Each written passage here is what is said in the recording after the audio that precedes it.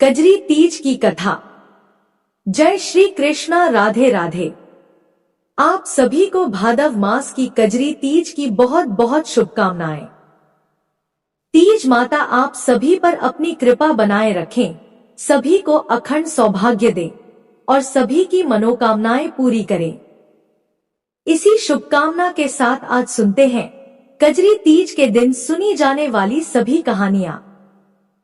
सबसे पहले सुनेंगे गणेश भगवान की कहानी। बोलिए गजानन गणेश की जय हो। एक समय की बात है, गणेश जी महाराज एक सेठ जी के खेत से होकर गुजर रहे थे। तब उन्होंने उत्सुकता से 12 दाने अनाज के तोड़ लिए। लेकिन गणेश जी के मन में आया कि अरे यह तो सेठ जी के यहाँ चोरी हो गई। वे अपने मन में पछतावा करने लगे और सोचने लगे कि यह तो मुझसे बड़ा भारी पाप हो गया, अब मैं क्या करूं? मेरा यह पाप कैसे उतरेगा? तभी गणेश जी को एक युक्ति सूझी कि चलो मैं सेठ जी के यहाँ 12 साल तक नौकरी पर रह जाता हूँ। ऐसा करने से उनके पाप कम हो जाएंगे। बस यही विचार कर गणेश जी ने एक बालक का रूप धारण किया और सेठ जी के घर चले गए और कहने लगे, सेठ जी मुझे आप अपने यहाँ काम पर रख लो। अब सेठ जी को नौकर की जरूरत थी, इसलिए उन्होंने उन्हें काम पर रख लिया। अब गणेश जी सेठ जी के यहाँ नौकर बनकर रहने लगे और सेठ जी का काम करने लगे। एक दिन की बात है, सेठानी जी राख से हाथ धो रही थी। गणेश जी ने देखा तो सेठानी का हाथ पकड़ा और मिट्टी से धुलवा दिया। सेठानी को तो बड़ा अजीब लगा। वह भागी भागी सेठ जी के पास गई और बोली, यह कैसा नौकर रख लिया है आपने, आज इसने मेरा हाथ पकड़ लिया। गणेश जी को सेठ जी ने बुलवाया और पूछा, क्यों भाई तूने ऐसा क्यों किया? तूने सेठानी का हाथ क्यों पकड़ा? तो गणेश जी बोले, मैंने तो सेठानी को एक सीख की बात बताई है। राख से हाथ धोने से घर की लक्ष्मी नाराज होकर चली जाती है, जबकि मिट्टी से हाथ धोने से लक्ष्मी लौट कर आ जाती है। सेठ जी ने सोचा बात तो सही कह रहा है और उसे माफ कर दिया। ऐसा करते करते कई दिन बीत गए। थोड़े दिनों बाद कुंभ का मेला आया तो सेठ जी बोले, नौकर बने गणेश जी से बोले, भाई मुझे तो व्यापार में बिल्कुल समय नहीं मिलता। ऐसा कर तू सेठानी को कुंभ के मेले में ले जा और वहां स्नान ध्यान करवा के ले आ। तो गणेश जी जो सेठ के यहाँ नौकर बने थे, सेठानी को लेकर कुंभ के मेले में चले गए। वहां जाकर सेठानी किनारे पर बैठकर थोड़ा थोड़ा पानी डालकर नहाने लगी। तो गणेश जी ने उसका हाथ पकड़ा और जाकर बीच नदी में डुबकी लगवा कर ले आए। घर आकर सेठानी तो सेठ जी से फिर शिकायत करने लगी और बोली, आपने यह कैसा नौकर रख लिया है, मेरी इज्जत ही नहीं करता। इतने सारे लोग थे और मुझे घसीटकर बीच पानी में ले गया। अब सेठ जी ने फिर गणेश जी को बुलवाया। गणेश जी बोले, सेठानी तो गंदे पानी से किनारे पर बैठकर नहा रही थी। मैं उन्हें आगे ले गया और अच्छे पानी में डुबकी लगवा कर लाया हूँ। इससे अगले जन्म में यह बहुत बड़ी रानी बनेगी और उन्हें बहुत राजपाट मिलेंगे। तो सेठ जी ने सोचा कि कह तो सही रहा है, बीच में नहाने पर अच्छा पुण्य मिलेगा। तो उन्होंने फिर बात आई गई कर दी, अर्थात बात को वहीं पर समाप्त कर दी। एक दिन सेठ जी के घर में पूजा रखी गई और हवन हो रहा था। सेठ जी तो हवन में बैठे थे पर सेठानी अभी तक नहीं आई थी। तो सेठ जी ने गणेश जी से कहा, जाओ भाई सेठानी को बुला कर लाओ। अब गणेश जी सेठानी को बुलाने कमरे में गए। वहां जाकर गणेश जी ने देखा सेठानी तैयार बैठी थी, लेकिन सेठानी ने काली चुन्नी डाली हुई थी। तो गणेश जी बोले, सेठानी जी पूजा पाठ में काले कपड़े नहीं पहनते, इसलिए आप चुन्नी बदल लो। लेकिन सेठानी नहीं मानी। उसने सोचा नौकर है, मुझे आदेश दे रहा है, मैं क्यों मानूं इसकी बात। तो वह काली चुन्नी ओढ़कर ऐसे ही चलने लगी। गणेश जी ने क्या किया, सेठानी के सिर से चुन्नी उतारी और फाड़ दी और कहा, अब लाल रंग की चुन्नी ओढ़ो तब चलो। सेठानी तो यह सब देखकर बहुत गुस्से में आ गई।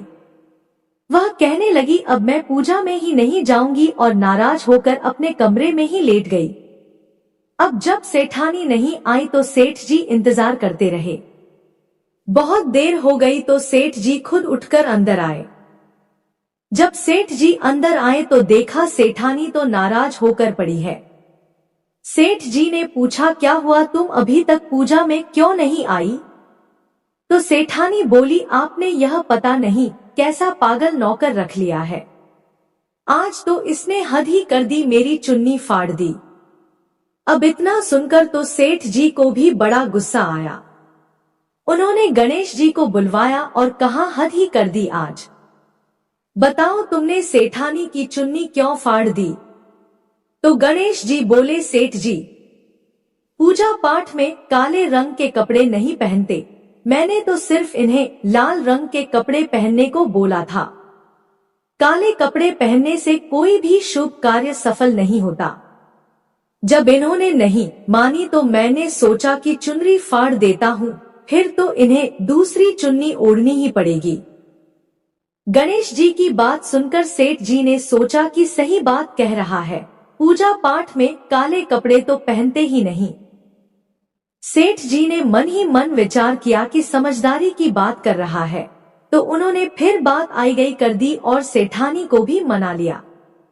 अब इस तरह करते करते कुछ दिन फिर बीत गए। एक दिन सेठ जी के घर में गणेश जी की पूजा थी तो पंडित जी बुलवा गए। पंडित जी आए और उन्होंने पूजा की तैयारी शुरू कर दी। तत्पश्चात पूजा करनी शुरू कर दी, लेकिन यह क्या, पंडित जी तो गणेश जी की मूर्ति ही लाना भूल गए। पंडित जी सेठ जी से बोले, अब बताओ पूजा कैसे करें जब गणेश जी की मूर्ति ही नहीं है। सब बड़ी चिंता में पड़ गए, क्योंकि जब मूर्तियां निकाली जा रही थी तो गणेश जी वहीं पर खड़े थे। अब देखा कि मूर्तियां निकाली जा रही हैं, सेठ जी बड़ी चिंता में हैं।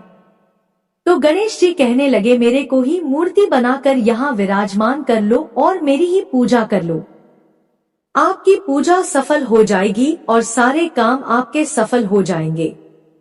अब इतना सुन के तो सेठ जी को बहुत गुस्सा आ गया। वे बोले, अब तक तो तुम सेठानी के साथ ही मजाक करते थे, लेकिन अब तुम मुझसे भी मजाक करने लग गए। तो गणेश जी बोले, नहीं सेठ जी, मैं मजाक नहीं कर रहा, मैं तो सच कह रहा हूँ। और बस सेठ जी के इतना कहते ही गणेश जी ने अपना असली रूप धारण किया। सेठ सेठानी और पंडित जी के देखते देखते वे चौकी पर जाकर विराजित हो गए। अब सेठ और सेठानी बहुत हैरान हुए। उन्होंने तो गणेश जी की पूजा शुरू कर दी। पूजा समाप्त हुई तो गणेश जी वहां से अंतर्ध्यान हो गए। अब तो सेठ सेठानी हाथ सिर में मारे और बड़ा अफसोस करने लगे और कहने लगे, अरे यह हमसे कितना बड़ा पाप हो गया। इतने सालों से हम गणेश जी को नौकर बनाकर रख रहे थे, हमने उनसे कितना काम कराया और उन्हें कितना कुछ कहा। ऐसा सोच सोचकर तो सेठ जी और सेठानी बहुत दुखी हो रहे थे। जब गणेश जी ने सेठ और सेठानी को दुखी होते देखा तो उन्हें बड़ा दुख हुआ कि मेरी वजह से यह दोनों दुखी हो रहे हैं। तो रात को सपने में गणेश जी ने सेठ जी से कहा, सेठ जी आप दुख मत करो, मैंने आपके खेत से 12 अनाज के दाने तोड़े थे, बस उसी का पाप उतारने के लिए मैंने आपके घर में 12 साल तक नौकरी की है। आपको दुख या चिंता करने की कोई जरूरत नहीं, क्योंकि मैं अपनी मर्जी से आपके यहाँ नौकर बनकर आया था और मेरे जाने से आपके घर में कोई भी कमी नहीं होगी। आपके घर में किसी भी चीज की कमी नहीं रहेगी। आपका घर हमेशा ही धन धान्य से भरा रहेगा और आपको सब तरह के सुख मिलेंगे। गणेश जी के आशीर्वाद से सेठ और सेठानी पुत्रवान और धनवान हो गए। हे गणेश जी महाराज, जैसे आपने सेठ सेठानी पर कृपा की वैसे ही सब पर करना। कहते सुनते हुंकारा भरते सब पर अपनी कृपा बनाए रखना। एक बार प्रेम से बोलिए, गणेश जी महाराज की जय हो। अब आइए श्रवण करते हैं कजरी तीज की अगली कथा। किसी गांव में 2 बहनें रहती थी। दोनों कजरी तीज का व्रत करती थी। व्रत के दिन जब बड़ी बहन नीम की पत्ती का टुकड़ा व्रत के दिन पास करती तो कहती, ए नीम तू तो कड़वी है। जब छोटी बहन नीम की पत्ती का टुकड़ा पास करती तो कहती, ए नीमड़ी तू तो बड़ी मीठी है।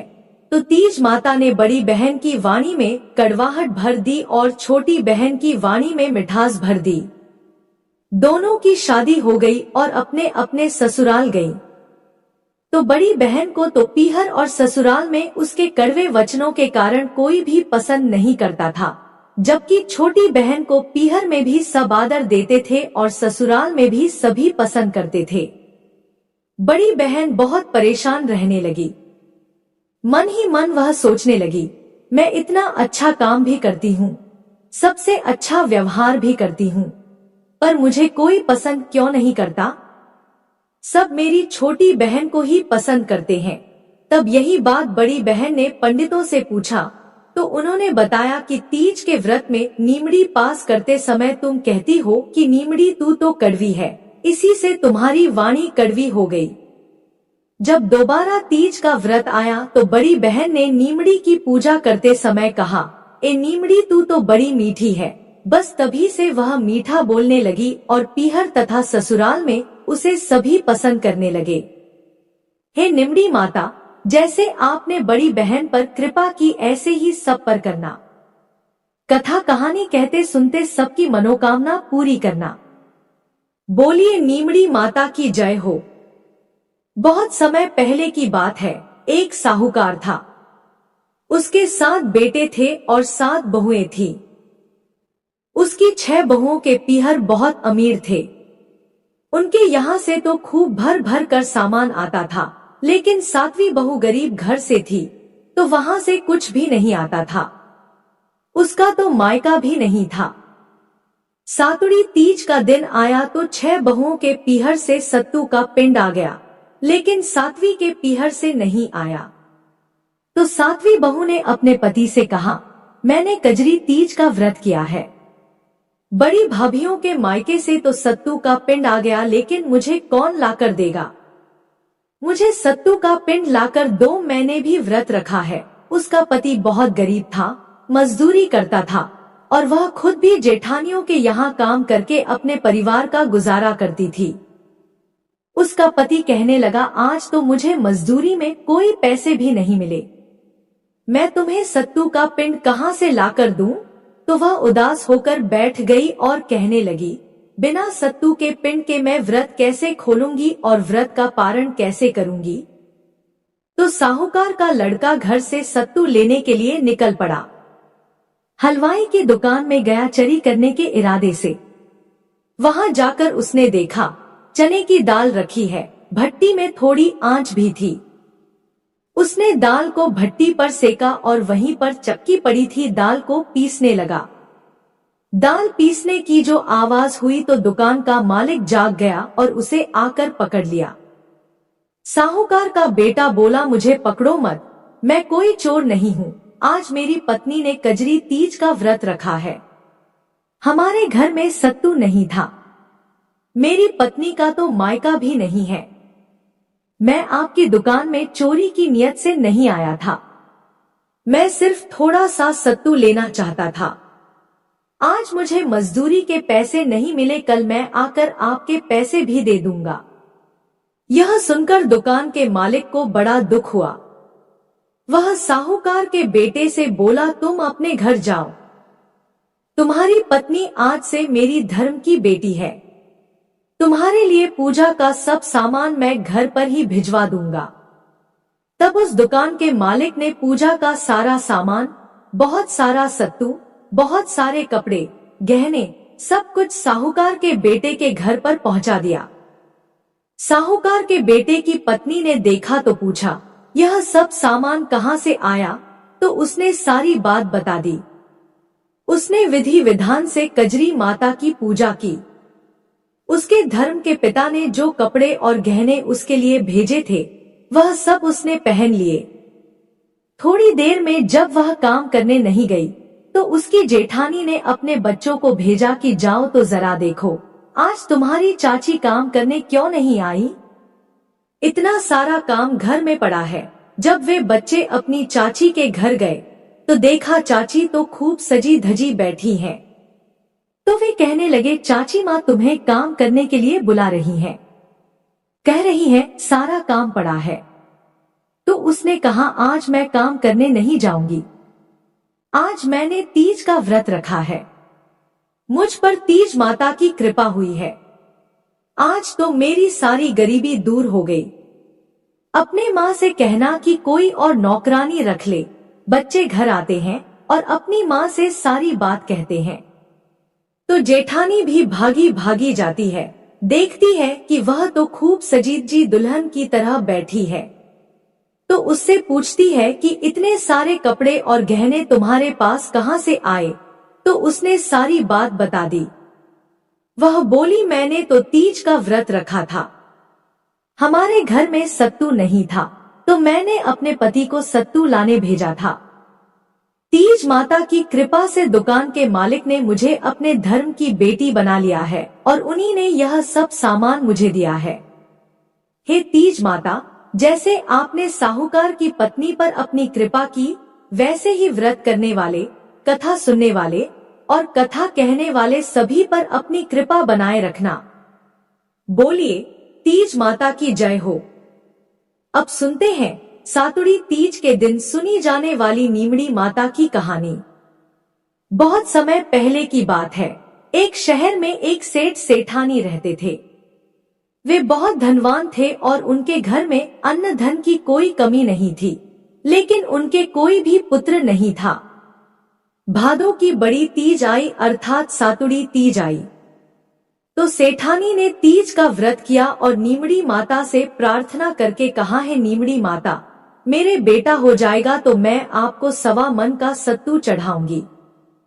माता की कृपा से सेठानी को 9 महीने में बेटे की प्राप्ति हुई और उसका लड़का हो गया, लेकिन सेठानी ने सत्तू नहीं चढ़ाया। धीरे धीरे समय आगे बढ़ता गया और समय के साथ साथ सेठानी को 7 बेटे हुए, लेकिन सेठानी ने सत्तू नहीं चढ़ाया और अब तो वह सत्तू चढ़ाना भूल भी गई थी। इसी तरह समय बीतता रहा। अब सेठानी के पहले बेटे का विवाह हो गया। सुहागरात के दिन वह सोया तो आधी रात को उसे सांप ने आकर डस लिया और उसकी मृत्यु हो गई। इस तरह से उसके 6 बेटों की विवाह के बाद तुरंत ही मृत्यु हो गई। 7वें बेटे की सगाई नजदीक आने लगी तो सेठ सेठानी तो मना करने लगे। गांव वालों के बहुत कहने समझाने पर सेठ सेठानी बेटे की शादी के लिए तैयार हो गए। तब सेठानी कहने लगी, गांव वाले नहीं मान रहे हैं तो इसकी सगाई कहीं दूर देश में करना। सेठ जी सगाई करने घर से चले और बहुत दूर एक गांव में पहुंचे। वहां 4-5 लड़कियां खेल रही थी, मिट्टी का घर बनाती थी और तोड़ देती थी। तब उनमें से एक लड़की कहने लगी, मैं तो अपना घर नहीं तोड़ूंगी, मुझे तो रहने को चाहिए। सेठ जी को लड़की समझदार लगी। खेलकर जब लड़की वापस अपने घर जाने लगी तो सेठ जी भी उसके पीछे पीछे उसके घर चले गए। सेठ जी ने लड़की के माता पिता से बात की और अपनी लड़के की सगाई और विवाह की बात वहां पक्की कर दी। घर आकर विवाह की तैयारी करके बेटे की बारात लेकर सेठ जी चल दिए और बेटे की शादी करा दी। इस तरह से सेठ सेठानी के 7वें बेटे की भी शादी हो गई। बारात विदा हुई। लंबा सफर होने के कारण लड़की की मां ने लड़की से कहा, मैं यह सत्तू और सीख डाल रही हूँ।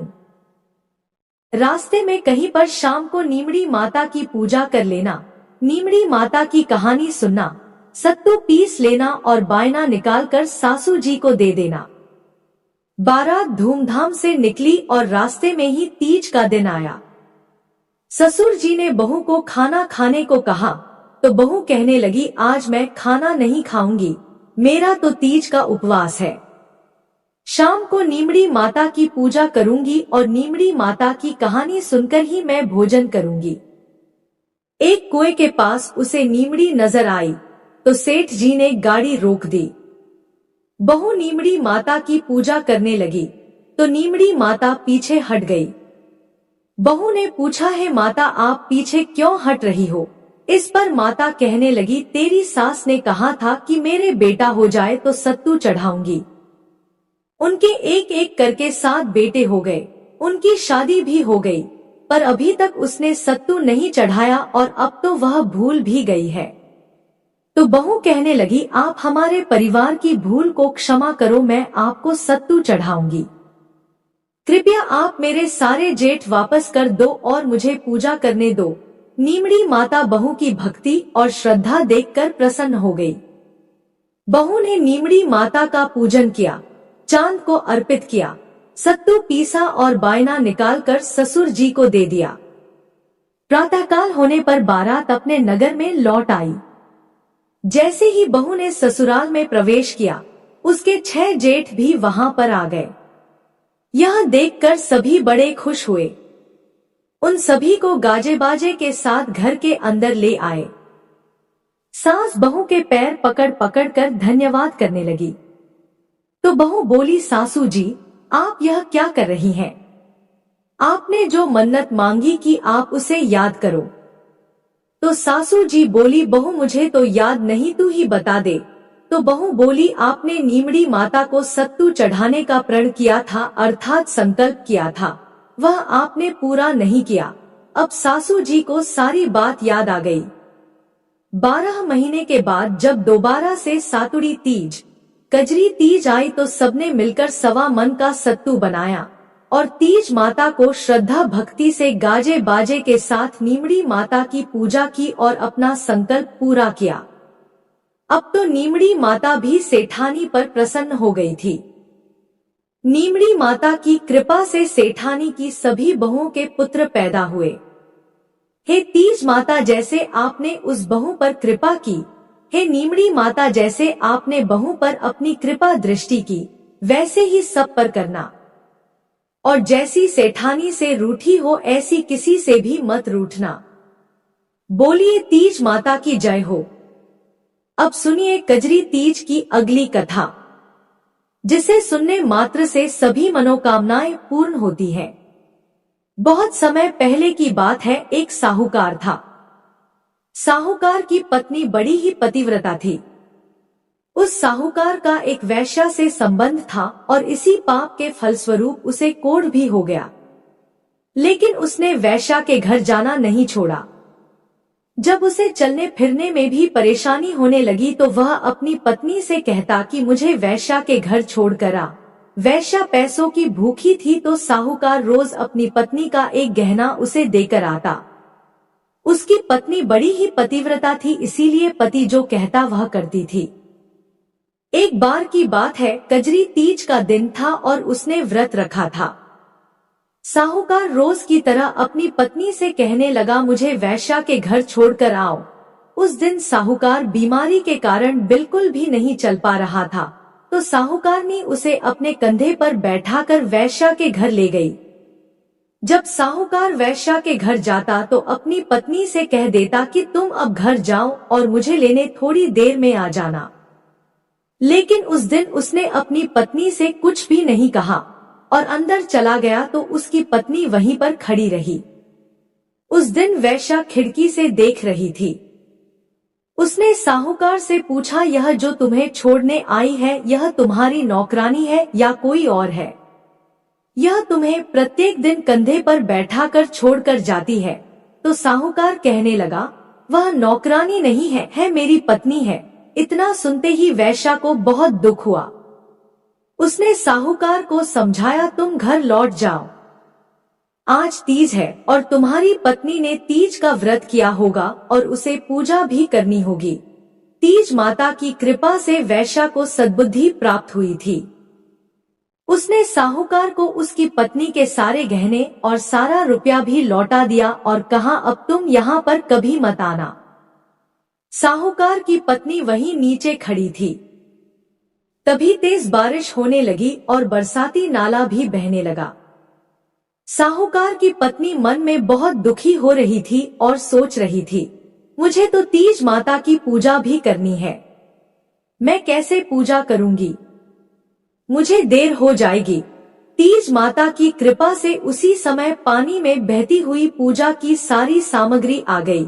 उसमें नीम की टहनी थी। उसने वहीं पर तीज माता की पूजा कर ली। इतने में चंद्रोदय भी हो गया।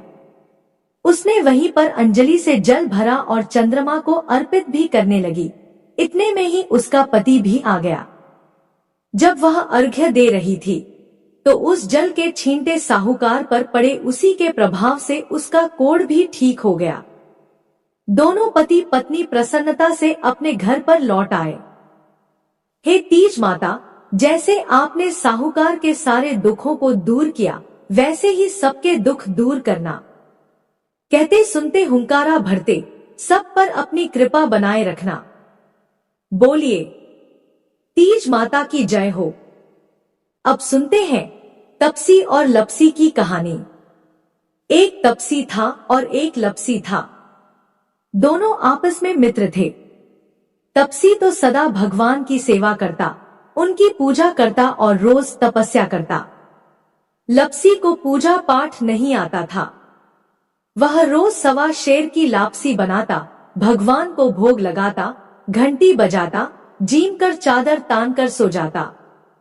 एक दिन की बात है, दोनों दोस्तों में बहस छिड़ गई कि कौन भगवान का सबसे बड़ा भक्त है। तो तपसी ने कहा मैं बड़ा भक्त हूँ, और लपसी कहने लगा नहीं, भगवान का सबसे बड़ा भक्त तो मैं ही हूँ। लपसी बोला तुम सबसे बड़े भक्त कैसे हुए? मैं तो सारा दिन भगवान की भक्ति करता हूँ, पूजा करता हूँ, भगवान की तपस्या करता हूँ, तो मैं बड़ा भक्त हूँ। अब हमें बताओ तुम क्या करते हो? तुम तो बस भगवान को भोग लगाते हो और जीम कर चादर तान कर सो जाते हो। दोनों लड़ रहे थे। उसी समय नारद मुनि पृथ्वी पर घूमने के लिए आए। उन्होंने तपसी और लपसी को आपस में लड़ते झगड़ते देखा तो उनके लड़ने का कारण पूछने लगे। तब दोनों ने नारद मुनि को प्रणाम किया और अपनी अपनी समस्या बताई। तपसी कहने लगा नारद मुनि जी, मैं तो हमेशा भगवान की भक्ति करता हूँ, तपस्या करता हूँ, लेकिन लपसी कह रहा है कि भगवान का सबसे बड़ा भक्त वही है। तब लपसी बोला नारद मुनि जी, मैं भगवान की पूजा पाठ की विधि नहीं जानता, मंत्र जाप की विधि भी नहीं जानता। बस मुझे तो इतना पता है कि सच्चे मन से सबकी सेवा करो, उसी से भगवान प्रसन्न हो जाते हैं। तो मैं तो भगवान को रोज सवा शेर की लापसी बनाता हूँ और उसी का भोग लगाता हूँ और जीम कर सो जाता हूँ। मुझसे जितना हो सकता है सबकी सेवा करता हूँ और मदद करता हूँ। मुझे लगता है कि प्राणी मात्र की सेवा करना ही भगवान की सच्ची भक्ति है। इसीलिए मैं अपने आप को भगवान का सच्चा और सबसे बड़ा भक्त मानता हूँ। तपसी और लपसी की बातें सुनकर नारद मुनि कुछ देर के लिए सोच में पड़ गए। फिर कुछ देर बाद कहने लगे, तुम दोनों आपस में मत लड़ो। तुम दोनों में से कौन भगवान का सबसे बड़ा भक्त है, यह बात मैं सिद्ध कर दूंगा।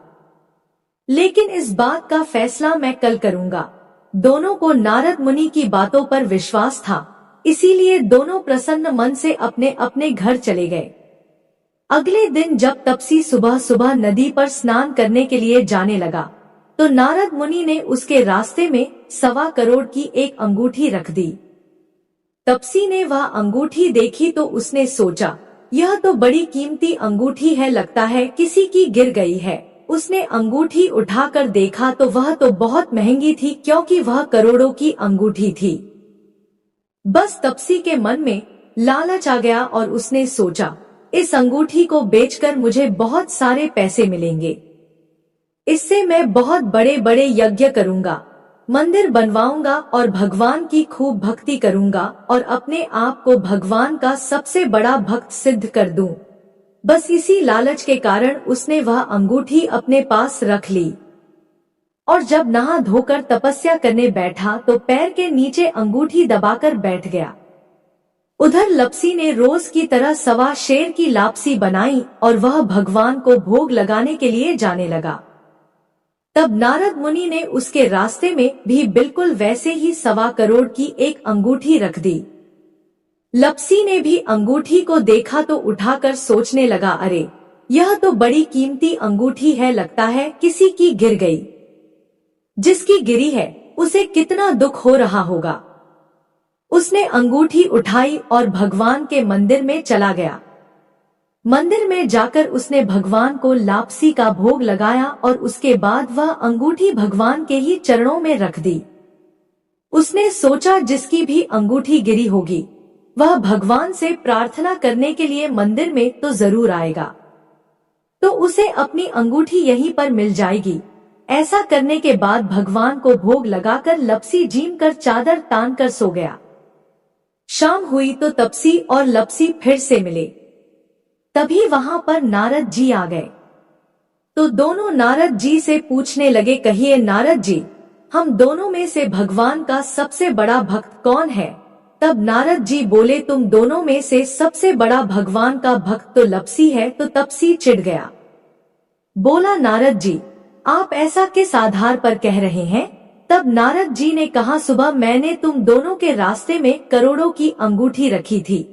तब नारद जी ने कहा, तुमने लालच किया और तुमने वह अंगूठी उठाकर रख ली, इसी कारण तुम्हारी तपस्या भंग हो गई है। और लपसी ने लालच नहीं किया, उसने वह अंगूठी भगवान के चरणों में चढ़ा दी, इस विचार के साथ कि जिसकी अंगूठी होगी वह यहाँ से उठाकर ले जाएगा। इसी कारण लपसी ही भगवान का सबसे बड़ा भक्त है। अब तो तपसी को अपनी भूल पर बहुत पछतावा हुआ।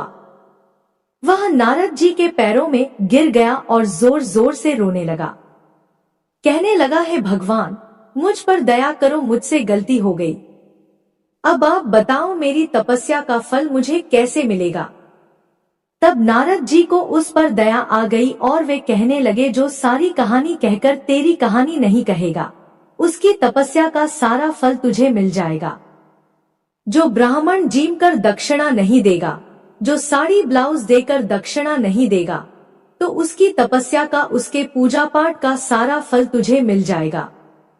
जो अपने घर में गाय या कुत्ते की रोटी नहीं बनाएगा, तो उसकी पूजा पाठ का सारा फल तुझे मिल जाएगा। जो दीपक जलाकर हाथ नहीं जोड़ेगा, दीपक से दीपक जलाए, तो उसकी तपस्या का सारा फल तुझे मिल जाएगा। और इतना कहकर नारद जी वहां से अंतर्ध्यान हो गए। इसीलिए हर कथा कहानी के साथ तपसी लपसी की कहानी कही जाती है, वरना किसी भी कथा कहानी का फल नहीं मिलता। बोलिए तपसी लपसी की जय हो।